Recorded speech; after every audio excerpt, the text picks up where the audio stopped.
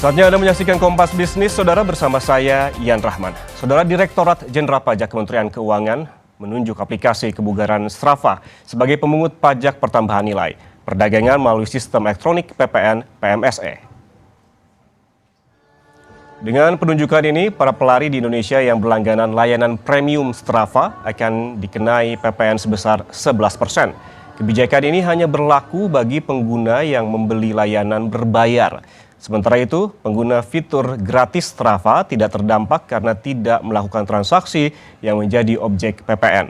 Selain Strava, 6 perusahaan digital luar negeri lainnya yang ditunjuk DJP, ini merupakan perusahaan-perusahaan ini bergerak di berbagai sektor ekonomi digital, mulai dari layanan kebugaran, konten digital, pendidikan, hingga kecerdasan artifisial.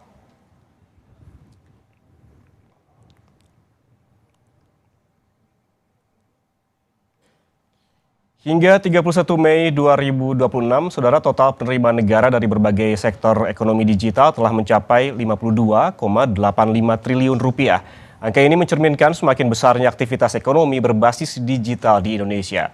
Penerimaan PPN perdagangan melalui sistem elektronik atau PMSE masih menjadi yang terbesar dengan kontribusi 40,55 triliun rupiah.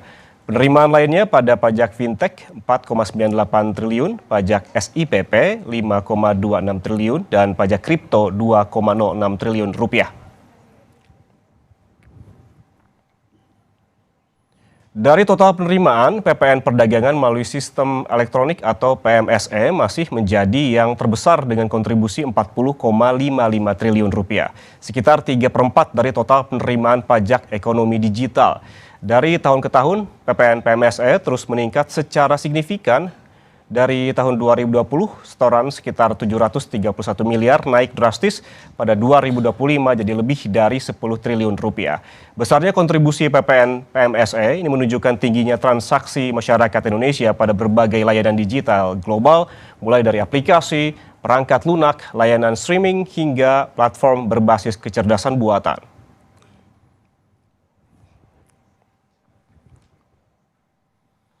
Selain terkait dengan aplikasi digital Strava, pemerintah juga resmi menerapkan pajak penghasilan dari perdagangan elektronik atau e-commerce. Kementerian Keuangan menunjuk 4 loka pasar atau marketplace untuk memungut PPh tersebut dan dimulai pada 1 Agustus 2026. Direktur Jenderal Pajak Kementerian Keuangan Bima Wijayanto menyebut keempatnya adalah Shopee, Lazada, Tokopedia, dan Blibli. Dipilihnya 4 marketplace tersebut didasari pada beberapa faktor seperti nilai transaksi dan juga total akses platform dalam setahun. Bimo menegaskan implementasi e-commerce bukan aturan baru dengan mengecualikan beban untuk 6 kategori seperti wajib pajak beromset di bawah 500 juta rupiah per tahun. Kami sebagai wakil dari pemerintah, Direktorat Jenderal Pajak, menunjuk 4 marketplace sebagai pemungut PPh pasal 22. Langkah ini merupakan bagian dari upaya kami untuk terus memperbaharui, untuk terus membangun tata kelola perpajakan yang lebih fair, lebih simpel, dan lebih sesuai dengan perkembangan ekonomi digital. Sementara itu, Asosiasi E-commerce Indonesia menanggapi penunjukan 4 loka pasar atau marketplace sebagai pemungut pajak penghasilan e-commerce. Dibilang begitu, Saudara, saat ini keempat marketplace dalam masa penyesuaian sistem selama 1 bulan ke depan. Dengan demikian, pemungutan PPh e-commerce atas resmi berjalan mulai Agustus 2026. Ketua Umum IDEA, Budi Primawan, bilang pengusaha online telah mendapatkan informasi pemungutan pajak. Kami menghormati kebijakan pemerintah sebagaimana diatur dalam PMK nomor 37 tahun 2025. Kami memahami bahwa kebijakan ini bukan merupakan pengenaan pajak baru, melainkan perubahan mekanisme administrasi perpajakan melalui marketplace. Fokus kami saat ini adalah memastikan implementasi dapat berjalan secara efektif, memberi kepastian hukum, serta minimalkan dampak operasional bagi marketplace maupun para seller.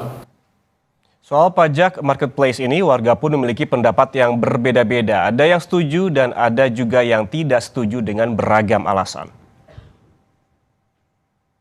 Ya, karena ya lumayan merugikan juga nggak sih kalau dikenalin pajak kayak gitu, apalagi jangka waktunya terlalu mendadak juga ya. Kalau dari mulai kapan Kak kenaikannya?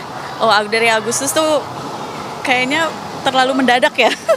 Oke, pertama gini, kami sebagai guru beberapa ada juga yang memang dia sebagai punya sampingan di e-commerce ya.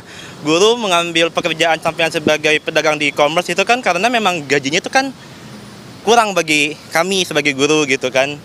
Lah kalau misalkan e-commerce dipajakin, udah mah kita jadi guru gaji kecil. Sekarang kemudian e-commerce-nya dipajakin, apa nggak tambah nyungsep kita? Untuk pedagang e-commerce dikenakan pajak, ya menurut saya fair-fair aja sih gitu. Karena kan saya selaku pedagang di mall gitu kan, sewa toko aja sekarang mahal banget gitu loh.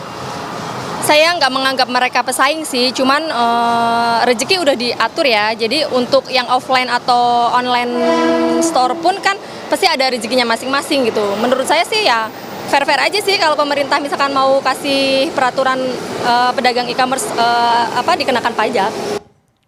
Saudara, DJP menunjuk 4 marketplace untuk memunguti pajak para pedagang online, juga menunjuk 7 aplikasi termasuk Strava untuk memajaki penggunanya. Mengapa pajak digital terus digenjot? Seberapa besar potensi kontribusinya terhadap penerimaan negara? Kita bahas bersama Ahmad Nur Hidayat, ekonom dan juga pakar kebijakan publik UPN Veteran Jakarta. Mas Ahmad, selamat pagi, apa kabar?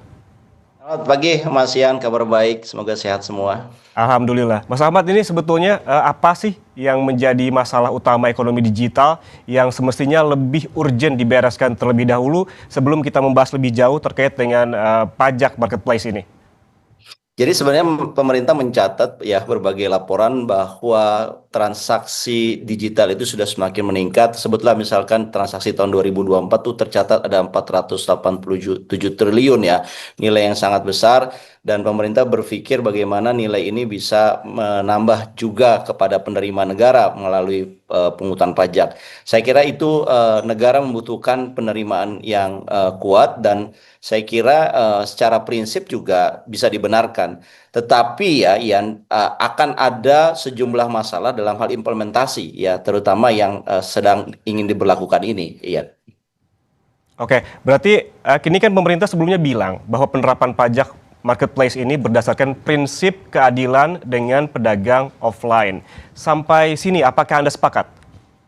Jadi sebenarnya baik itu pedagang offline ataupun online itu sebenarnya punya beban sendiri. Jadi salah kalau mengatakan pedagang online ini nggak ada bebannya. Oh enggak, pedagang offline ada bebannya betul. Sewa ruko dan sewa tempat sebagainya itu banyak sekali bebannya sebagaimana konvensional bisnis biasa. Tetapi yang terbaru dalam bisnis online juga mereka punya beban. Setidaknya ada beban komisi yang harus mereka sharing, beban layanan, beban iklan, dan tentunya mereka ketika ini di dunia online ya, mereka tidak bisa mengambil margin yang terlalu besar. Kenapa? Karena mereka pasti tidak laku. Ini perang harga di dunia online itu jauh lebih sengit ya, Ian, dan tentunya margin mereka ya itu juga sebetulnya sangat tipis dibandingkan dengan yang offline. Jadi baik itu offline ataupun online punya beban tersendiri ya, kita menganggap itu sesuatu yang wajar karena setiap aktivitas ekonomi ada bebannya, tetapi apakah pengenaan yang sama ini akan menjadi satu aspek keadilan? Tentunya tergantung bebannya. Kalau bebannya sudah sangat tinggi dan marginnya tipis, saya kira pengenaan beban yang sama dengan yang offline itu akan jadi problematik ya. Kalau kita berbicara soal keadilan pajak, Mas Ahmad tadi juga Anda sempat menyinggungnya. Apa saja sih yang perlu dipertimbangkan dengan narasi keadilan pajak ini? Dan sebetulnya di mana letak persoalannya? Apakah termasuk adanya migrasi ke marketplace karena adanya perubahan perilaku konsumen yang kita ketahui bahwa akhir-akhir ini dari offline ke online itu banyak sekali begitu perpindahannya?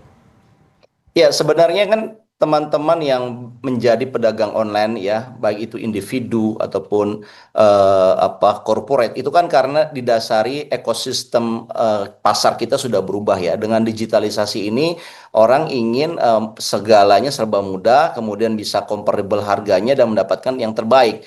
Dan saya kira mereka memanfaatkan ini ya, para teman-teman kita di pedagang online. Tentunya kalau kita melihat aturan yang dikenakan oleh pemerintah saat ini melalui PMK 37 2025 itu kan mengenakan nilai 0,5% dari omset ya. Dan sebenarnya omset itu buat pedagang online itu jangan dilihat sebagai omsetnya besar, untungnya besar. Belum tentu, Yan. Jadi kalau misalkan kita bicara adalah omset pedagang online, ya bisa jadi omset mereka besar. Tetapi kalau kita melihat marginnya, tadi mereka harus dikenakan biaya komisi, kemudian ada biaya layanan, ada juga biaya retur ya kalau mereka kemudian memperlakukan COD dan itu resikonya juga sangat tinggi. Kira-kira dengan model bisnis mereka itu keuntungan mereka itu sebetulnya 5% itu sudah cukup bagus. Nah, ketika keuntungan yang tipis ini ya kemudian harus juga dipajaki, tentunya ini akan mengganggu secara sistem keadilannya begitu. Mereka bermigrasi dari offline ke online karena mereka melihat offline ini sudah semakin menurun, mereka berharap di online, tapi begitu mereka masuk di online, margin yang super tipis itu pun kemudian mereka harus pajaki. Nah, ini menunjukkan betapa ada perasaan ya dikejar-kejar oleh pajak begitu ya di dalam melakukan aktivitas ekonomi. Jadi mereka merasa tidak ada satu ketenangan ya ketika narasi yang disampaikan adalah Anda harus membayar pajak karena pajak itu adalah Anda menikmati keuntungan yang besar. Padahal tidak seperti itu yang kenyataannya.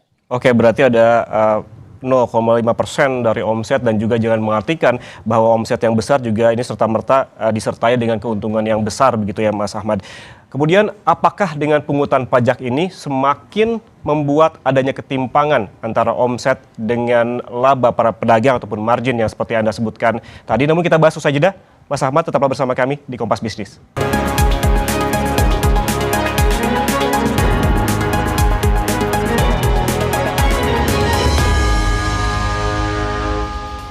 Saudara, DJP menunjuk 4 marketplace untuk memunguti pajak para pedagang online, juga menunjuk 7 aplikasi termasuk Strava untuk memajaki penggunanya. Kita kembali bahas bersama Ahmad Nur Hidayat, ekonom dan juga pakar kebijakan publik UPN Veteran Jakarta. Mas Ahmad, kita tadi sempat membahas terkait dengan omset begitu. Apakah dengan pungutan pajak marketplace semakin membuat adanya ketimpangan antara omset dengan laba para pedagang? Karena kan pedagang kecil juga harus berjibaku dengan algoritma dan juga dan lain-lain. Iya, jadi begini, kita tidak sedang menolak pajak marketplace ya, Mas Ian ya. Tapi kita ingin mengingatkan bahwa memang negara membutuhkan penghasilan, tetapi dalam proses pemungutan pajak ini harus adil. Pemerintah harus hati-hati ya. UMKM digital itu tidak bisa ya sama diperlakukan seperti halnya UMKM yang non digital gitu ya. Apalagi menganggap bahwa semua omset adalah laba. Itu sesuatu yang keliru ya. Yang kalau saya perhatikan teman-teman di UMKM digital ini adalah mereka kena biaya komisi, margin mereka juga tipis. Kalau mereka jual terlalu mahal, mereka ditinggal customer. Belum lagi ada perang iklan, perang harga ya, ongkos logistik juga. Satu yang mereka tidak kendalikan adalah algoritma. Algoritma marketplace itu tidak mereka kendalikan, UMKM kendalikan gitu. Artinya sebenarnya beban mereka juga signifikan luar biasa. Sehingga kalau kita menganggap omset adalah laba dan dikenakan dari material omset itu, tentunya ini akan sangat memberatkan buat UMKM digital. Yang kedua, saya kira kita memang perlu ya kalau menggunakan sistem yang berkeadilan, Pras. Perpajakan itu harusnya lebih detail lagi, lebih transparan lagi, lebih akurat lagi gitu. Kalau ini kan ingin mengambil simpelnya aja. Ketika omsetnya sekian ya kali 0,5%. Meskipun saya kasih catatan pemerintah juga punya kebijakan mereka yang di bawah 500 juta bisa tidak dikenakan PPh 22 yang 0,5% itu. Tetapi lagi-lagi syaratnya adalah harus menyatakan harus mengirimkan surat. Nah, kita tahu UMKM kita ini kan tidak semuanya well educated ya, Ian. Jadi syarat yang membuat mereka harus mengirimkan surat, belum lagi template-nya seperti apa, ini juga akan membebankan buat teman-teman yang di bawah 500 juta. Hmm, hmm. Berarti seberapa penting transparansi itu perlu dilakukan oleh pemerintah dan transparansi seperti apa yang perlu dilakukan, Mas Ahmad? Ya, saya kira pengenaan pajak marketplace ataupun pajak digital lain itu perlu dibuat satu paradigma baru ya. Jadi jangan ada kesan warga yang menggunakan layanan digital ini seperti kayak dikejar-kejar oleh pemerintah mengenai pajak digitalnya. Padahal ini baru satu sisi ya. Sisi yang lain adalah mereka yang digital juga butuh perlindungan dari pemerintah.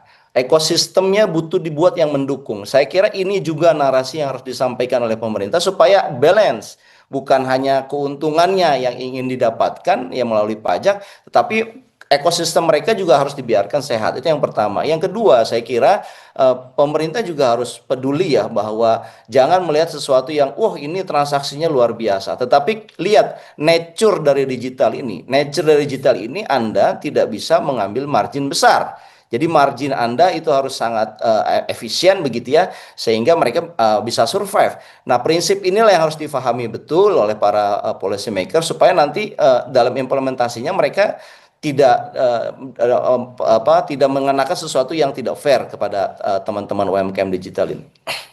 Intinya ekosistemnya juga harus sehat begitu, dimulai dari ekosistem. Tapi kalau kita berkaca pada sisi lain begitu, ada juga dari sisi asosiasi seperti IDEA begitu yang menyatakan kesiapannya terkait dengan aturan ini. Apakah ini menurut Anda serta-merta mewakili kesiapan jutaan pedagang kecil di marketplace? Ya, saya kira tidak serta-merta ya, karena kan banyak ya, terutama yang kecil-kecil ini kan mereka tidak punya asosiasi ataupun perkumpulan gitu ya. Mereka survival ya. Kalau kita tadi dengarkan ada guru yang berprofesi juga pedagang online dan sebagainya. Nah, saya kira ini kita nggak bisa melihat dari satu dua aktor saja atau asosiasi saja. Kita harus melihatnya bagaimana memahami nature ya dari UMKM yang bergerak di digital ini. Kalau nature-nya kita sudah pahami dan kemudian kita mengimplementasikannya dengan adil, saya kira tidak hanya satu dua asosiasi, ini bahkan didukung oleh semua ya mereka yang terlibat dalam perdagangan online ini. Kian. Selain terkait dengan marketplace, tadi juga ada materi yang kita sempat bawakan, Mas Ahmad, terkait sorotan lainnya adalah DJP yang juga menunjuk 7 aplikasi, termasuk aplikasi olahraga Strava, untuk memungut PPN para penggunanya. Anda melihat ini sebagai langkah untuk memaksimalkan pendapatan negara atau saat ini pemerintah tengah mencari celah hingga yang paling kecil sekalipun untuk menutup defisit APBN? Iya, saya kira ini salah satu upaya pemerintah ya untuk meningkatkan penerimaan negara. Kita tahu penerimaan negara ini kan mengalami penyusutan terus ya karena basis pajaknya kan turun. Kelas menengah juga dirasakan sebetulnya sedang turun. Makanya basis pajaknya perlu diperluas. Ini salah satu langkah pemerintah untuk memperluas itu. Tetapi jangan sampai ada kesan nih, Pras. Ini kelas menengah terutama ya. Dia PPN saat belanja kena. Ya, kemudian PPN saat streaming ya dia YouTuber atau content creator juga kena. Ya, PPN dalam aplikasi e-commerce dia kena. Sekarang PPN untuk aplikasi olahraga yang sebetulnya mereka butuhkan untuk menunjang fisik mereka itu juga kena. Jadi meskipun ini kecil-kecil tapi ini dampaknya jadi berat juga kalau diakumulasikan. Kita perlu hati-hati ya, jangan sampai perluasan pajak yang diinginkan oleh pemerintah itu dipersepsikan bahwa negara ini terlalu cepat memungut pajak dari aktivitas digital warga gitu. Nah, kalau ada dianggap terlalu cepat ya akhirnya kan ketidaknyamanan. Ya apalagi nih kelas menengah ini sebetulnya sedang banyak yang turun kelas ya dan ini harusnya disupport ya, bukan malah ada perasaan dikejar-kejar oleh pemerintah dalam hal pajaknya begitu. Oke, sederhananya berarti menurut Anda ini lagi-lagi kelas menengah yang kena dampaknya begitu ya, Mas? Bahkan mereka yang butuh pelarian dari himpitan ekonomi dengan berolahraga juga dipajaki. Itu yang jadi ada kesan seperti itu. Padahal kan sebenarnya ya meskipun yang diambil adalah yang berlangganan, yang premium begitulah ya. Tetapi kalau bila langganannya 100.000, katakan kena PPN-nya 11%, itu kan udah 100.000, 11.000 gitu. Dan ini kan satu orang kalau diakumulasi ini sangat banyak ya. Dan bisa nggak kemudian kita juga memastikan ya pajak-pajak yang diambil itu juga bukan berarti ingin mengganggu aktivitas digital dari masyarakat, tapi juga harus dikasih juga ada perlindungan dong terhadap berbagai aktivitas digital masyarakat. Jangan sampai pajaknya diambil, tapi perlindungan datanya, ya datanya terekspos di luar, dimanfaatkan, dijual beli oleh aplikasi, itu juga tidak mendapatkan perlindungan. Jadi saya kira kita harus balance juga, Pras, antara mengambil pajak dan membuat ekosistem yang sehat. Oke, harus seimbang antara pajak dan juga pelindungan data begitu dari para penggunanya. Tapi kalau kita berbicara soal data, ini Mas Ahmad, hingga 31 Mei 2026, tadi juga sempat ditampilkan melalui grafis, ada total penerimaan negara dari berbagai sektor ekonomi digital telah mencapai 52,85 triliun rupiah. Apakah angka ini mencerminkan semakin besarnya aktivitas ekonomi berbasis digital di Indonesia yang hendak dimaksimalkan oleh pemerintah menurut Anda? Ya, saya kira ini sinyal bahwa ini diambil dari masyarakat ya sangat kental sekali ya. Jadi ini dianggap memang aktivitas digital kelas menengah semakin tinggi, sehingga penerimaan dari aktivitas digital pun diharapkan semakin naik lagi ya. 52 triliun itu kan angka yang besar. Nah, tetapi saya ingin menyampaikan pandangan bahwa kalau perluasan pajak, basis pajak ataupun nominal pajaknya hanya diambil dari kelas menengah, ini akan sangat berbahaya, Pras. Kenapa? Kalau kelas menengahnya sedang baik-baik saja atau sedang tumbuh, is okay. Tapi kalau kelas menengahnya sedang turun kelas dan terus diambil celahnya, baik yang offline, dikejar yang online, digital yang lain, ini akan memberatkan. Sehingga policy makers dalam hal ini adalah fiscal authority harus berpikir cara lain. Bisa nggak pemerintah mendapatkan penerimaan negara tapi tidak menggunakan basis pajaknya adalah kelas menengah yang Apa misalnya, Mas? Ya banyak caranya. Saya pernah menulis satu kajian, misalkan kita punya Indonesia ini letak strategisnya adalah di kawasan Selat Malaka. Selat Malaka itu lalu lintas perdagangannya luar biasa. Saya mencatat hampir sekitar 3.000 kapal ya setiap hari yang lewat di situ. Resikonya tinggi di situ, bisa kemudian kita mengenakan pajak resiko untuk kapal-kapal yang berlalu lintas di perairan kita karena ada resiko keselamatan dan lingkungan di situ. Nah, itu kan tidak mengenakan kelas menengah. Itu bisa dipajakin. Saya pernah buat simulasinya, kita bisa mendapatkan nilai yang sama, 52 triliun kalau kita mendapatkan satu diplomasi dagang yang cukup baik ya. Tentunya tidak hanya Indonesia bersama dengan Singapura dan Malaysia. Lagi-lagi kita dapat sejumlah yang sama, bahkan bisa lebih besar tanpa membebankan kelas menengah kita, Pras. Ian. Oke, artinya jangan pajak selalu diambil dari kelas menengah. Bahkan kita ketahui dari data begitu kelas menengah yang makin turun bahkan ke rentan miskin begitu jumlahnya. Dan ada beberapa rekomendasi terkait dengan pendapatan yang tidak selalu diambil dari kelas menengah. Salah satunya terkait dengan pajak risiko kapal. Terima kasih Ahmad Nur Hidayat, ekonom dan juga pakar kebijakan publik UPN Veteran Jakarta atas penjelasannya bersama kami di Kompas Bisnis. Sehat selalu, Mas. Sehat selalu. Terima kasih, Ian. Terima kasih.